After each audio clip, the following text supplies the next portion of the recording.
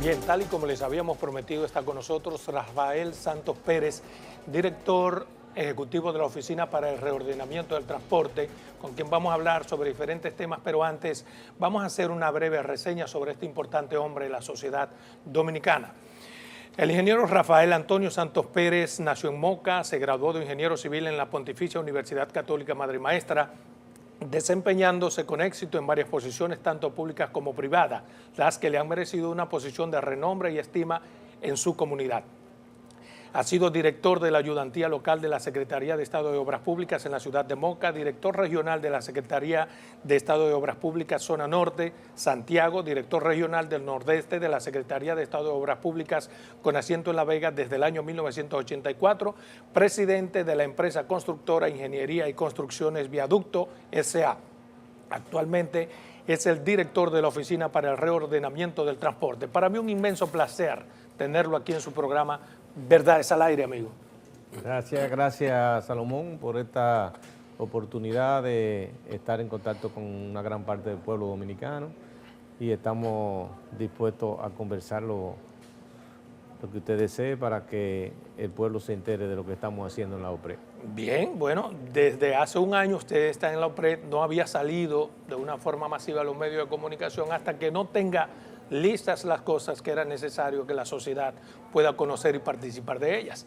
Y ha llegado ese momento. Se va a iniciar, se anunció la construcción de una nueva línea del metro.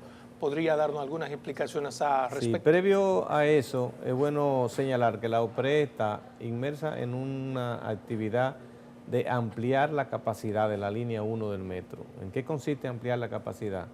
Es disponer de la posibilidad de usar trenes de 6 vagones en vez de 3 vagones como hasta ahora. Y entonces en eso estamos manteniendo el servicio. Esa actividad requiere de una ampliación en 5 estaciones de las elevadas que no tienen el espacio suficiente para parquear y dar servicio en los andenes a trenes de 6 vagones. O sea, para guardar los trenes. No, para montar los trenes, para montar los pasajeros. Cuando el tren llega, tiene el espacio de los 3 vagones que como hasta ahora hay, que abren la puerta, la gente se desmonta. Pero como serán de 6... necesita un espacio más grande. Por suerte fue pensado que en todas las otras estaciones soterradas se hicieron desde que tienen la capacidad para trenes de 6 vagones. Solamente esas 5 estaciones últimas, que son las elevadas hacia Villamella, tienen la necesidad de hacer esas ampliaciones y tan pronto estén ampliadas junto con la adquisición de nuevos trenes que son los que vamos a interconectar con los existentes.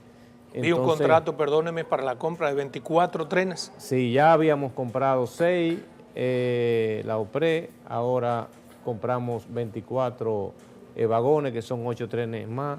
Faltan 10 más todavía que están en proceso de la adquisición de los financiamientos. Estas actividades se están haciendo mediante el apoyo de la Agencia Francesa para el Desarrollo. Y algo muy importante que nosotros quisiéramos señalar, que esa compra de esos 24 vagones significó una economía de 130 millones de pesos. ¿En qué consistió? ¿Cómo se hizo esa economía? Bueno, porque son licitaciones. Nosotros podemos decir lo que nosotros hicimos. Hicimos una licitación pública, interesamos a varios fabricantes, incluyendo los chinos, y mantuvimos ese interés de frente a los oferentes, y entonces es un negocio. La gente tuvieron que bajar. Pero, exacto, cuando usted dice que hubo un ahorro de 100 millones. Porque la oferta de los trenes de la misma marca que se habían comprado en el 18 y que son Acton, trenes de todo lo que se ha usado en el sistema, eso significó un ahorro de 130 millones de pesos con relación al costo que se pagó en el 18, que fue la última compra de trenes. Eso a pesar de que en estos momentos todo ha subido, es decir, el metal ha subido, los componentes eléctricos han subido. O sea, a ver si entiendo, a ver si el país entiende. Esos mismos trenes, esos vagones que en el 18 se compraron a un precio, ahora se van a adquirir a un precio mucho menor que permiten ahorrar 100 millones de dólares. 130 millones de pesos. De pesos dominicanos. De pesos dominicanos. 2,5 millones de dólares. Eso fue producto de esa habilidad de poder hablar, de manejar la cosa con transparencia, hacer lo que el país quiere y por lo que votó, que es producir un cambio en la cosa. ¿Y cuál es la inversión entonces entre esos 24 vagones más los 10 que se van a comprar, más la ampliación de las 5 estaciones para el carril de 6? Todo se va a realizar mediante un préstamo de 100 millones que ya está aprobado, de 50 que está de nuevo cursando el Senado porque se pasó por la pandemia, se pasó de la fecha, y otro de 110 millones de dólares, es decir que sumado estamos hablando de 260 millones más. ¿Cuándo estarían todos esos vagones aquí? Por ejemplo, la compra de los vagones no se compran como los carros, es decir, hay que mandarlo a hacer y eso requiere un tiempo de 18 meses. Nosotros vamos a tratar de ver si podemos reducirlo, pero el tema es que en 18 meses ya hemos hecho todo lo que tenemos que hacer. También hay que variar la potencia, porque ya son trenes más largos, de mayor demanda de energía. Entonces hay que hacer una repotenciación en la línea 1, que es para donde estamos trabajando. Esa repotenciación requiere de unos cambios de transformadores y de unos elementos eléctricos únicos para vía férrea, con muy pocos fabricantes en el mundo. Pero aún así, cuando se planteó el proyecto, hubo un presupuesto preliminar para la adquisición que rondaba los 25 millones de euros para los elementos eléctricos que hay que cambiar. Nosotros notamos que eso era la posibilidad de tener un poquito más de tiempo para nosotros averiguar y definir qué cosa pudiéramos economizar. Y tenemos muy buena línea, no lo podemos decir porque la licitación es en septiembre, pero de inicio pudimos ser autorizados por la agencia francesa para el desarrollo, que es la que monitorea el financiamiento, que nos permitieran publicar un precio con un 25% menos. Menos que lo que estaba estimado. Y entonces yo tengo la esperanza de que cuando esa licitación se haga, poder anunciarle al país que también vamos a economizar un gran capital, porque el 25%, si nada más lográramos el 25% de 25 millones, son 6 millones y pico de euros ahorrados que pudieran ahorrarse. Wow. Es decir, estamos pensando que cuando eso llegue, estaríamos anunciándole al país que vamos a tener un ahorro, si salen como nosotros pensamos, de más de 500 millones de pesos. Bien, en esa compra. En esa compra nada más. Pero entonces, ya una vez terminada las acciones de esa expansión, de esa ampliación de la capacidad, que la gente no lo nota porque nosotros estamos haciendo esos trabajos, dando servicio. Es decir, que a las 12 de la noche de cada día nosotros iniciamos los trabajos y a las 5 de la mañana estamos recogiendo diariamente para que poder hacer esos trabajos y poder decir que tenemos la línea 1 con prácticamente el doble de la capacidad. Ese es un gran trabajo. Ahora, el presidente Abinader ha querido ampliar, tiene un compromiso de ampliar los servicios de la línea 2, que es desde el 9 hasta Los Alcarrizos. Y de hecho ya incluso está haciendo la ruta alimentadora con el teleférico interno. ¿Cómo van esos trabajos? Le quería preguntar cómo van ya los avances, porque ya eso se anunció, incluso se apartó el dinero para ya eso empezó. Es decir, empezó en los términos de dar los pasos para la ejecución. Todo está evaluado, todo está estudiado, tenemos el dinero asignado, están las licitaciones subidas de una manera que va a permitir que gente dominicana, empresas dominicanas puedan participar y ejecutar prácticamente todas las obras civiles. Se ha criticado el proceso de licitación en algunos aspectos. ¿Podría dar detalles al país? ¿Qué fue lo que pasó? Bueno, no sé por qué viene la crítica. Creo que se inició por una hipótesis equivocada de algún ciudadano que, además de tener algún interés político, también tiene el derecho de poder cuestionarse, porque él vio que donde se iba a hacer una estación ya se estaban haciendo acero y haciendo excavaciones. Y entonces, si una obra está en proceso de licitación, ¿cómo pensó él equivocadamente que ya alguien está haciendo parte de la obra? Es como si se lo hubiera asegurado. Pensaba él equivocadamente. No, que pensaba equivocadamente que era como si se le hubiera asegurado que iba a ganar la licitación. Pero no se percató, y es precisamente en la entrada de Los Alcarrizos, que hay una estación del teleférico. Ha llamado la atención también que se haya declarado de urgencia el proceso de licitación para 4 acciones específicas. No, pero eso es por una recomendación netamente técnica que yo le puedo explicar a usted y al país. Sí, me gustaría que explique. Es totalmente técnica. El caso, por ejemplo, de la estación de Los Alcarrizos, por un asunto de que ya la estación del teleférico está subiéndose, que fue lo que ellos vieron equivocadamente y pensaron que era de la estación del metro. Si dejamos que esa estación se construya primero que la estación del metro, entonces los costos de construcción aumentarían, porque se hace prácticamente imposible o muy incómodo hacer la estación al lado de la otra en el tema de subir vigas prefabricadas, de subir elementos prefabricados, de la colocación de grúa, de la interrupción del propio tránsito en la propia Duarte. Y entonces la evaluación técnica dice que hay que hacer una licitación de urgencia para ganarnos un poco de tiempo y poder permitir que las obras convivan y puedan subir paulatinamente ambas. Había 2 posibilidades: o se hace la licitación de urgencia o se detiene hasta que ustedes lleguen ahí los procesos de la otra obra. Exacto, pero y no son de la OPRED. No son de nuestro dominio, y además eso obedece a una programación de una obra que tiene su propia técnica. Es un teleférico, hay que hacer algunos elementos primero y después posteriormente hay que hacer los otros, y ellos requieren de hacer, y además ya iniciaron ese proceso.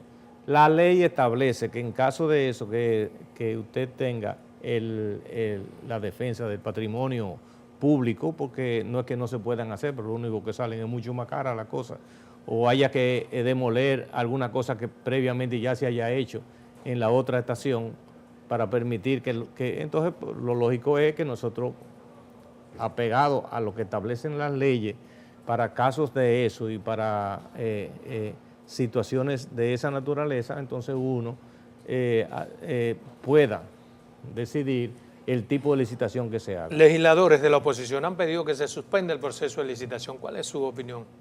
No, pero eso son acciones políticas. Es decir, se ve que ellos quisieran que el gobierno de Luis Abinader no haga nada. Siempre van a decir eso. Es decir, tienen el gobierno con ese proceso de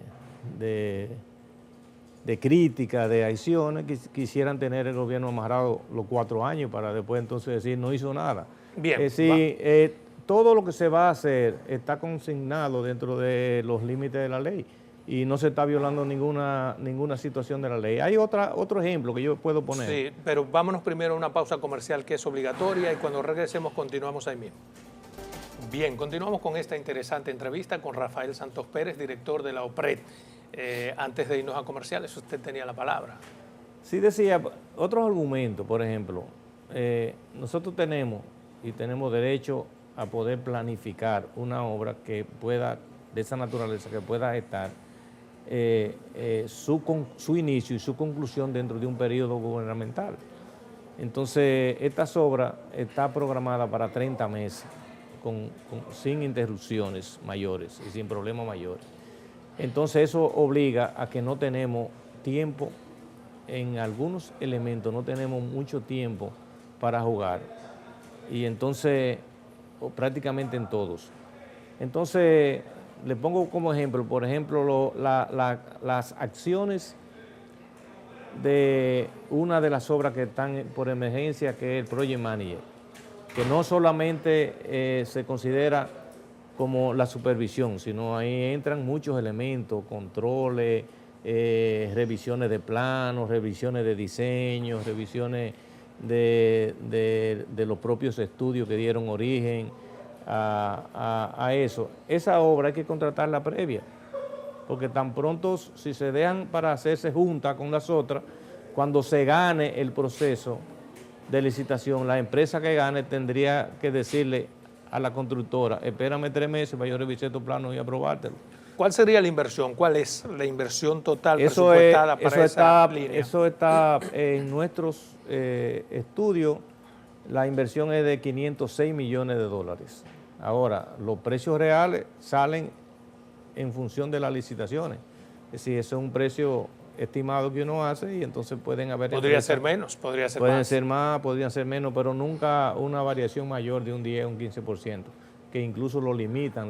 Estos 2.000 millones que se han apartado, ¿para qué corresponde? Esos 2.000 millones que ya nos han apartado corresponden para poder contratar 10.000 millones en obras civiles, que es lo que pensamos contratar este año y eso serían el avance de esos contratos, que es un 20%. Un 20% del contrato total de la obra. De las partes que vamos contratando, porque acuérdate que esto es una obra que conllevan elementos de obra civil, que es la que pretendemos que empresas dominicanas puedan realizar, y elementos electromecánicos, ya rieles, controles eléctricos, señalizaciones y cosas de esas, que eso faltaría y eso serían licitados el año que viene. Mire, una obra importante siempre trae consigo afectaciones importantes. Es decir, habrá muchas personas que serán afectadas. ¿Cómo se ha manejado el proceso para, digamos, resarcir adecuado y dentro del marco de la ley a las personas que serán afectadas? Sí, ahorita te decía que habían obras, habían elementos que hay que contratarlo de urgencia. Y nos falta subir uno de esos, que es precisamente una empresa que debe darnos garantía de la parte legal de las acciones, de la parte social, porque que ya los tiempos cambiaron, no es como en los tiempos de Macorís, que era eche para allá y vaya y averígüese para allá. Ya la gente hay que respetarle sus derechos y es la naturaleza de este gobierno. Hay una situación de la parte comunicacional también. Por ejemplo, la OPRE tiene 0 pesos para promoción, pero esa obra hay que promocionarla, necesita alguna acción comunicacional. Esa licitación no la podemos hacer para que salga en 2 meses, porque ese trabajo, cuando se adjudiquen las obras, ya ese trabajo tiene que ir caminando y ir resolviéndose. ¿Han desalojado ya personas? No, ¿Se les ha pagado? Todavía no. Pero están todo definido, Se ha hecho todo un censo. medido, está todo censado. Vamos a intervenir 143 propietarios, que algunos son propietarios, algunos son invasores.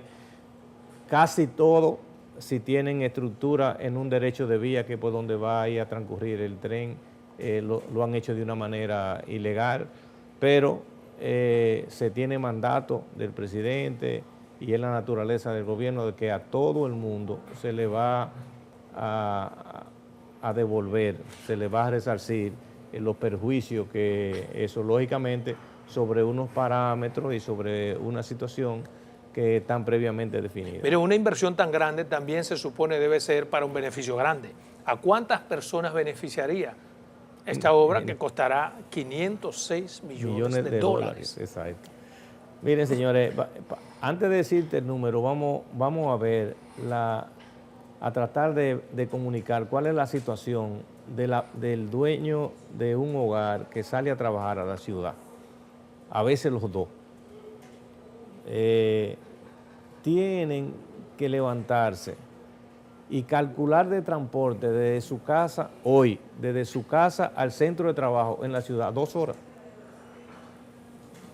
En lo que salen de los Alcarrizos, en lo que se montan en una guagua de los Alcarrizos al 9 después de las 7 de la mañana es 1 hora justa el trayecto. Y en lo que llega a coger el metro para que en la estación María Monteo hoy del 9, ya le han transcurrido alrededor de 1 hora y media. Eso también tiene que vivirlo a su regreso también.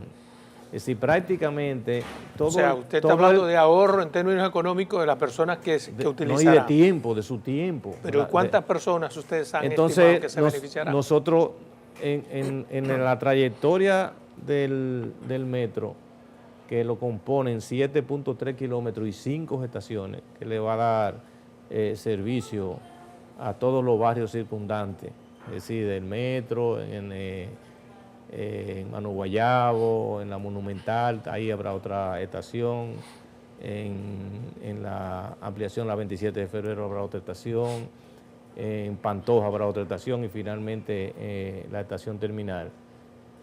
Toda esa población es de 1.4 millones de personas que en unos estudios hechos en el 2017 contempló que esa ampliación tenía que ser la acción, debió haberse empezado en el 20. En el 20. Y tiene... Según la agencia francesa, ¿no? Sí, una o alemana. Citras, que mediante un apoyo de la Agencia Francesa para el Desarrollo pagó esos estudios y planteó la ampliación de la capacidad y posteriormente la extensión. Esa ha sido otra de las críticas, que se va a comenzar la línea sin haber hecho los estudios. Hay estudios No, pero la gente dice mucho, pero déjenme decirle al público, para nosotros en la OPRE, la estación del 9 es la estación número 7, porque este proyecto se hizo desde el principio que la estación número 1 era en la entrada de Los Alcarrizos. Esto estuvo pensado desde el inicio de la línea 2 del metro. Entonces, lo que estamos haciendo es una continuación. Lógicamente, hay alguna variante. Originalmente se pensaba... Sin el complejo de Adán. Está dando continuidad a lo que está bien. Claro, claro. Y eso estaba. Ahora nosotros llegamos a la OPRE, había una idea de hacer un teleférico, que era una idea, a mi juicio, equivocada de las autoridades anteriores, porque querían hacer una marca. No querían continuar lo que está bien, que es hacer un metro. Y entonces ellos querían hacer un teleférico. Se anunció, encontramos eso contratado y pudimos demostrarle, y con la sabiduría del presidente dijo, no, pero esto no es un transporte masivo. El teleférico nunca en ninguna parte del mundo es un transporte, pero no masivo. Exacto, y además muy vulnerable. Mira, en el día de antes de ayer tuvimos que pararlo entero por la amenaza, mientras el metro no se paró ni un instante. Así que pudimos desmontar eso, con lo que eso significa, porque atrás de todo eso también hay muchos intereses. Después había una idea de un monorriel para esos 7 kilómetros, pero era prácticamente imposible pensar, porque el monorriel se ve bonito ahí, pero el monorriel hay que hacerle un taller, hay que hacerle un centro de mando, los costos son igualmente caros. Pero había la posibilidad de que se haga soterrado. Entonces se decidió hacer un metro, seguir con el metro y con el plan que había. Ahora, en el plan que habían dos posibilidades, que era hacerlo soterrado o hacerlo aéreo con un viaducto, como es el caso como el que tenemos en Villa Mella. Y entonces nosotros estudiamos las dos situaciones, hicimos los presupuestos de los dos, los tiempos de ejecución, y entonces ganó por mucho la decisión de hacer un viaducto que salía prácticamente por la mitad del costo, o casi la mitad del costo de haberlo hecho soterrado. Pero incluso se llegó a comprar maquinarias. ¿Qué va a pasar con esas maquinarias que se compraron? No, el Estado no compró maquinaria. No, el Estado no, pero... Bueno, quien compró esa maquinaria, hay muchos espacios para trabajarla, porque es una máquina, es algo que se usa. Y si esa ruta no hubiera estado al lado de la autopista Duarte, donde hay un derecho de vía, y donde tú puedes decir, todo el que está dentro de estos 20 o 30 metros de derecho de vía tiene una construcción ilegal. Entonces el Estado en su momento la requiere para un desarrollo. Entonces es mucho más fácil que tú decir, bueno, vamos a hacer un metro hacia San Luis, por la carretera Mella, por ejemplo, porque eso está lleno de edificios y de cosas con gente con su Claro. propiedad legales.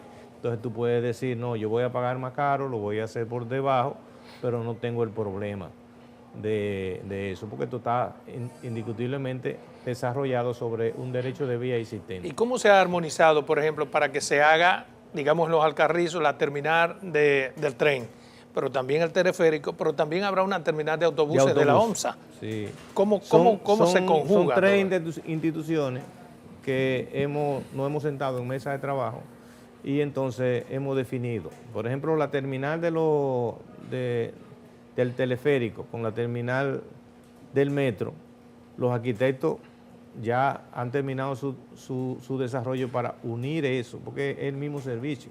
Y posteriormente, cuando termine el teleférico, la OPRE que lo opera. Y entonces de ahí es que nace, reitero, la necesidad de que esa terminal sea declarada de urgencia, porque hay que terminarla juntos, hay que hacerla juntos, tenemos que subirla juntos. Y es lo que mucha gente no quiere comprender, porque a veces uno ve que tienen algunas razones políticas como para poder hablar, y tienen ese derecho. Entonces, nosotros tenemos esa decisión. Yo le puedo contar a ustedes que el hecho de sacar el metro por un viaducto, interconectándolo con un túnel de interconexión, que son apenas 700 metros, 800 metros, eso significa una inversión menor, de término de 250 millones de dólares menos. 250 millones de dólares menos. Si se hace... Haciéndolo como lo vamos a hacer, que pudiéndolo hacer de una manera soterrada. Y además, operativamente no...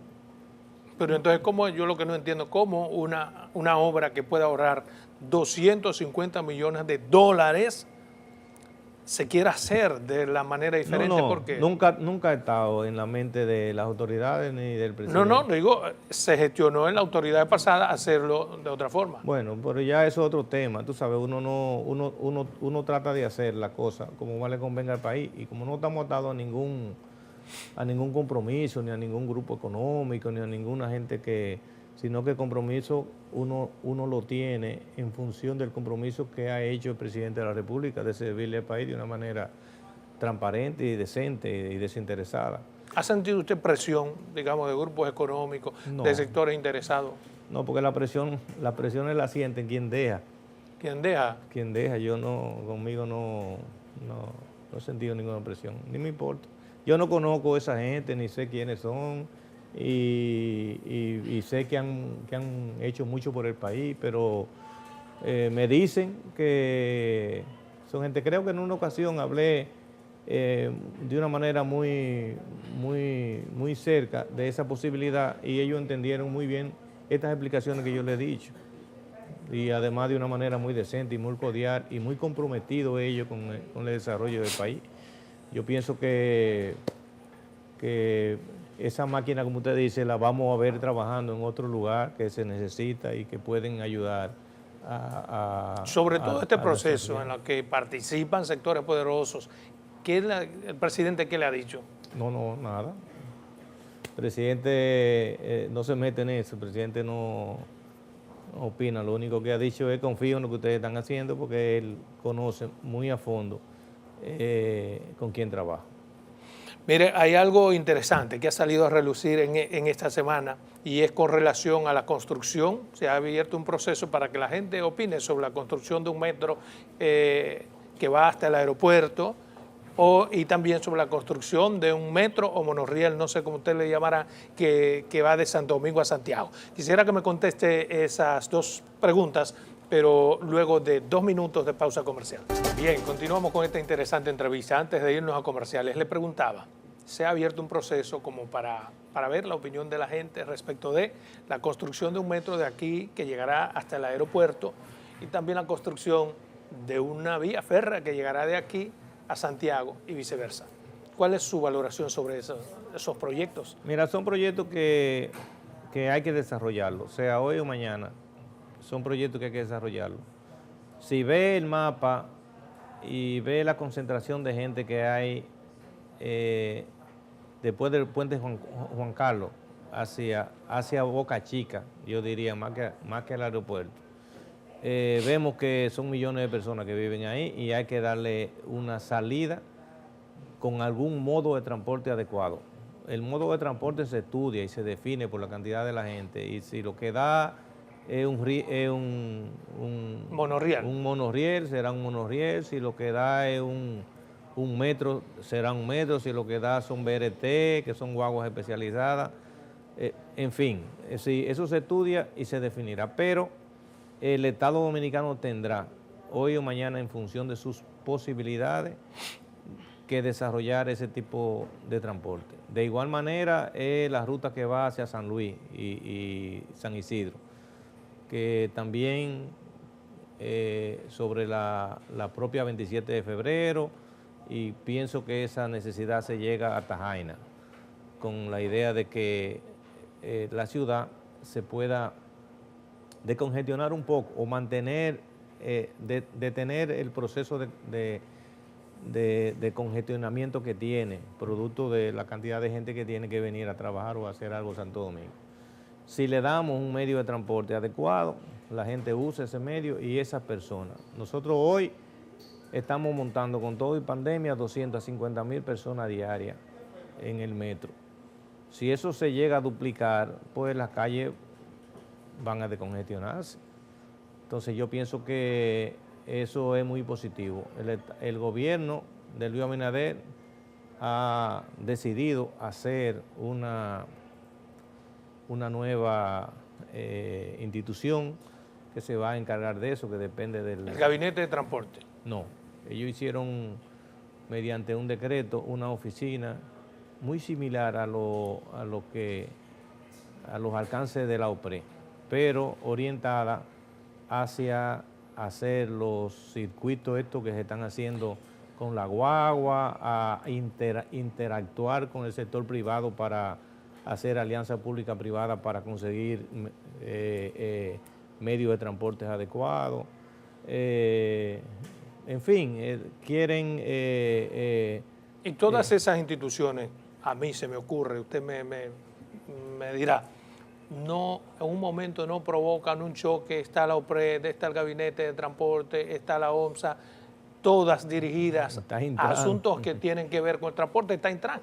¿Cuál es la necesidad de tantas instituciones? ¿Por qué no las fundimos todas? Pienso que vamos llegando a un punto de ordenamiento de ese tipo, porque en el 17 se creó la ley de Intran y la ley establecía que tanto la ONSA como la OPRE debieran definirse en 6 meses para para operar como empresas públicas o empresas pública-privadas.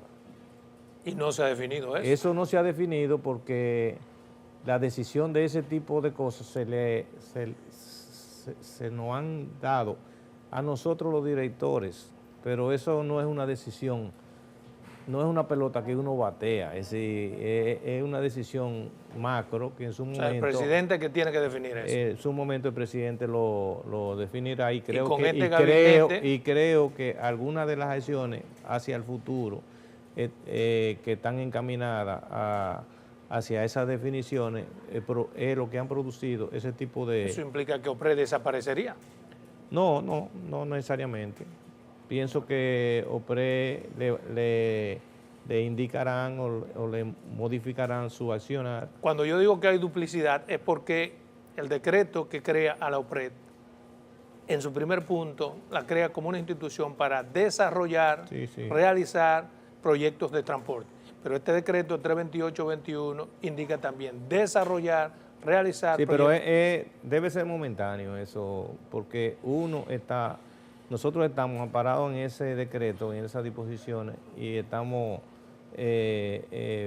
realizando las ampliaciones, las extensiones del presente. Ahora, en el futuro, puede ser que esa nueva institución sea la que conduzca ese tipo de cosas, porque tienen elementos nuevos de acciones públicas privadas, ese decreto conlleva también la creación de nuevas compañías de transporte a lo interno de los corredores. ¿Qué papel juega OPRET en todo esto, en esta nueva conjugación? ¿Qué está haciendo? No, OPRET está centrada en hacer lo que le manda el decreto, que tiene su vigencia, que no se ha derogado. Es decir, nosotros hacemos lo que nos manda el Poder Ejecutivo hacer, en adición de operar cada día con más atención y con más éxito los servicios ya establecidos, como es el caso del metro y del teleférico. Mire, los otros días, hace aproximadamente un mes, algunos muchachos alegres, por llamarlo de alguna forma, porque no hicieron algo también que merezca 30 años de prisión, llenaron de grafitis algunos vagones del tren. ¿Qué ha pasado con esa investigación? ¿Qué fue lo que pasó? Bueno, ¿Un descuido yo de creo quién? que al pueblo hay que decirle que los muchachos no fue un grafiti como uno está impuesto a ver, fue una obra de arte, porque hasta bonito eran Sí, a mí me pareció bonito. Sí, de hecho, a mí me ocurrió el metro debería estar lleno de graffiti. Y en el tiempo que lo hicieron, es decir, todo eso lo hicieron y ya nosotros lo estudiamos por cámara y vimos por dónde entraron, qué entraron, quiénes son. Nosotros sabemos quiénes son, lo andamos buscando. Pero, ¿saben quiénes son? Sí, porque conocemos sus rostros, no lucen... ¿Familiares? No, lucen extranjeros. No, como un Sí, extranjero. lucen extranjeros, porque incluso en YouTube ellos suben esos retos, porque son grupos que hacen retos y ellos lo suben en YouTube y ellos, uno tiene unos tatuajes en el brazo. Pero no lo digas, porque si te pones a decirlo, no lo vamos a atrapar. No, porque yo pienso que esos muchachos están lejos del país ya, porque lucen extranjeros. Intervinieron 2 en la acción y 2 personas más de apoyo. Pero los trenes, no sé qué le pasa a los trenes en todo el mundo son perseguidos por los grafiteros. Claro. Tanto así que los trenes de nosotros están pensados para eso y tienen una pintura anti-grafiti. Nosotros quitarle eso fue como lavarlo. Es decir, eso en 2 horas nosotros quitamos eso. Y indiscutiblemente evidenció que ellos nos burlaron un poco la seguridad. ¿Y cuál fue el aprendizaje de eso? ¿Redoblaron la seguridad o qué se ha hecho? El aprendizaje de eso, nosotros siempre pensábamos que teníamos que cuidar el penetrar a un túnel solamente por los accesos. Y entonces ya ahora vemos que puede ser que alguien se pueda meter en vía, resguardarse ahí un tiempo y entonces quedarse de noche y poder... Como en los países de verdad pasa eso, la gente también... Sí, pero eso es muy común en todos los servicios de transporte. Les repito que los trenes lo hacen anti-graffiti, precisamente por eso. Hay videos que lo pueden subir en YouTube, que lo vemos, que ellos se han dado retos a veces de pintar algunos trenes en servicio. En el minuto que quedan en cada estación, ellos se combinan por estaciones, y uno hace una línea aquí, otra allá. Sí, pero lo que decía el graffiti que hicieron no es de alguien que está haciendo un reto, porque había una lectura. Ellos escribieron algo. Sí. Ellos escribieron algo ahí, pero exacto. Entonces nosotros no lo cogimos. No es de un grafitero que está haciendo un reto de graffiti, Rafa.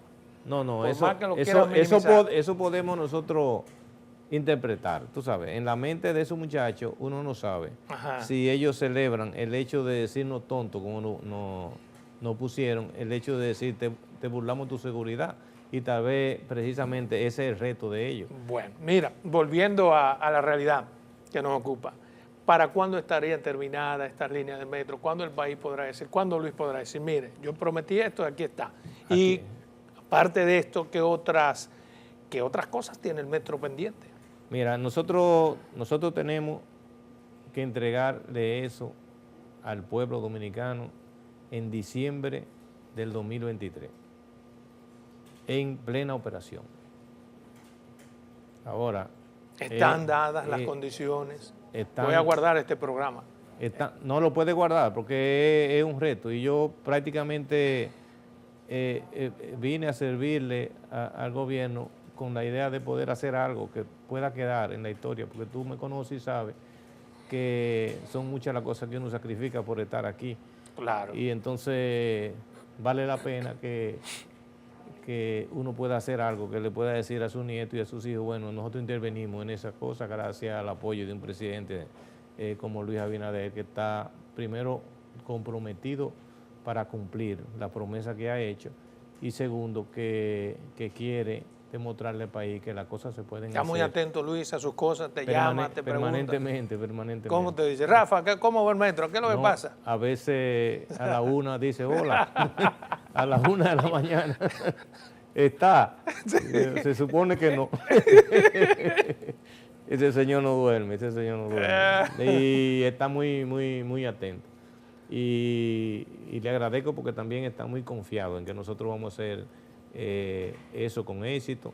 Lógicamente vamos a requerir de todo el apoyo, básicamente de toda la comunidad que se va a beneficiar, que originalmente va a tener los inconvenientes de traslado y de expropiación. Algo muy importante que debemos decir ahí, cuando se construye la línea del metro, va quedando prácticamente construida una marginal que va a tener 15 metros de ancho, que le va a dar servicio a los barrios internamente y que va a conectar estación por estación. Es decir, va a ser como una ruta. Pero eso es parte de la construcción eso del es parte de Está eso. en el mismo presupuesto. Está en el presupuesto de eso. O sea, no es esa marginal, que ahora viene otro ingeniero y otro equipo. Ahora denme a mí la marginal. No, esa marginal de los 506 millones, esa marginal se va a chupar 110, porque también vamos a hacer el expreso La Duarte.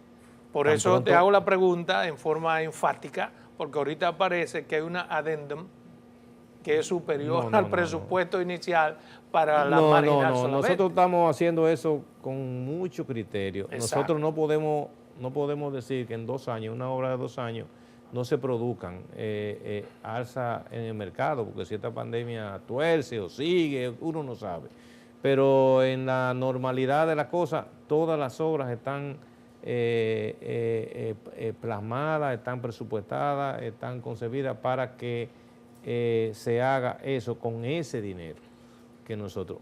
Yo incluso quiero que al término de las obras, si no hay grandes variaciones en la economía, porque eso no depende de nosotros, si la economía se proyectara como estable, nosotros estamos seguros que vamos a hacer esa obra con esa cantidad de dinero. ¿Te soportan una evaluación de la Cámara de Cuentas? Pero claro, porque eso es todo abierto, todo es contratado y todo es licitado. Y no solamente la Cámara, cualquiera puede ir, eso es todo transparente. En el proceso de licitación, ¿qué tan importante ha sido o en qué ha ayudado compras y contrataciones? Nosotros todos los pasos que hemos dado para esto, lo hemos dado acompañado de las orientaciones de compra y contratación. Lógicamente, los procesos son de nosotros somos responsables, pero cada paso le hemos dado en compañía de ellos, nos han sugerido alguna cosa, incluso la misma compra de emergencia, ellos nos sugirieron que le diéramos 8 o 9 días más, y le dimos 8 o 9 días más, no se ha conocido, creo que el miércoles se conoce. ¿El próximo miércoles? El próximo miércoles. Y los argumentos, los términos de referencia, que ahí es como que a veces se perjudican a algún tipo de compañía, en la medida que lo hacemos popular, en esa misma medida, perjudican un poquito la estabilidad. Como una forma de transparencia, ¿podrían ustedes permitir o llamar a los medios de comunicación que participen en esos procesos? Así todo el que quiera auscultar tendrá la posibilidad. Sí, son públicos los procesos, Salomón. Sí, ellos entregan sus ofertas, creo que en 2 sobres, son una oferta técnica y otra oferta económica. Hay que dejar que los técnicos hagan su trabajo, porque la evaluación no puede ser tan popular que se haga en el medio del parque. Si vamos a evaluar a fulano, claro, porque tampoco es así. Cada quien tiene su obligación y entonces después se dan a conocer todos los resultados. Ahí no tienen, yo tengo una gran ventaja en eso, que yo vengo de Moca, yo prácticamente no conozco a nadie. Y no tengo, ni he participado. Yo tengo al señor Herrera, que tú lo conoces, a José Herrera, representándome en el comité. Han hecho un año de actividad y yo no he ido. Sobrecalificado Herrera, Sí, o sea, doctor que en tiene todas las ingeniería. condiciones. Sí. Doctor en ingeniería, en varios doctorados. Y yo no he ido a un proceso de licitación. Bueno, pues Rafa, porque mira, eso, y a mí duermo tranquilo y sin problema, porque yo no, va a ganar el que vaya a ganar. yo lo sé porque te conozco hace 25 eso años. no hay ningún problema. Ya el tiempo, tú sabes que es un dictador, así que se nos ha acabado el tiempo en este su programa Verdades al Aire. Las puertas están abiertas para que ahora y después, cuando haya que hablar y anunciar algo relacionado con el metro, tú puedas comunicar al país. Para mí un placer. Sí, muchísimas gracias. Vamos a necesitar mucho de medios como el tuyo para que de una manera sana y sin intereses particulares puedan evaluar lo que vamos a hacer y poder orientar a la gente, básicamente a los usuarios, a los que estamos perjudicando inicialmente. Bien. Gracias por tu invitación. Nos vemos.